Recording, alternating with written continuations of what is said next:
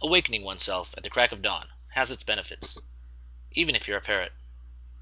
A green-cheeked or red-crowned Amazon quenches its thirst on the morning dew found on a power line.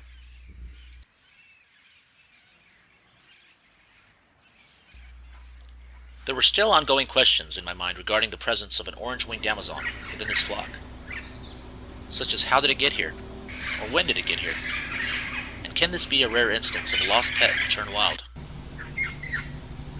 What we do know so far is that it has paired itself with a unique hybrid. Surprisingly, another unique member of this flock evidently shares physical characteristics unique to both of these birds, making it highly possible that offspring was produced by this actual pair. Here is footage of this individual.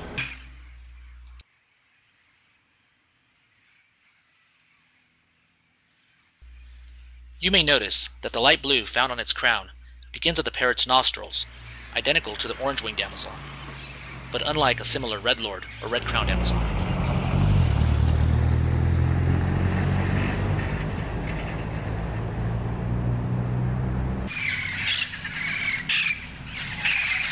And here are more clips of the small, but still presently thriving, yellowhead flock, including one of its young members.